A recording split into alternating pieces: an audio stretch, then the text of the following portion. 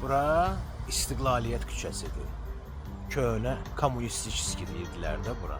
Bax düz bu dəqiqə mən sizə göstərdiyim yerdə arxa tərəfdə görürsüz, indi Libraf dükandır. Əvvəl burada bir dənə ləzzətli kafeteriya var idi. O kafeteriyanın ləzzətini yaxşı narxozda oxuyanlar bilərdilər. Çünki tələbə adamlar hara gedərdi o vaxtı? Yəni ucuz və keyfiyyətli olan bir yerlərə. Bax burada verirdilər bir üstünə o bizim köhnə kakao var idi. Kakao. Biz nə kakao da deyirdik kənd uşaqları. Yanında da ki sosiska.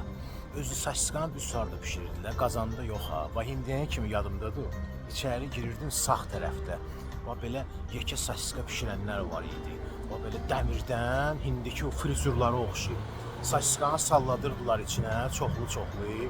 Özü də ki sosiskanın üstündə bu belə qabığı da var idi də, o polietilen, kulok kimi yadınızdadır.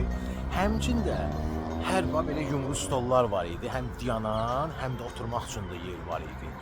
Stolların üstünə belə stəkanlar qoyurdular suyla. Sosiskanı götürüb savırdılar suyun içinə. O biraz qalırdı orada ki, onun üstündəki olan qabığı rahat çıxsın. İndi deyin mənə görüm, yadınızdadır yoxsa yox?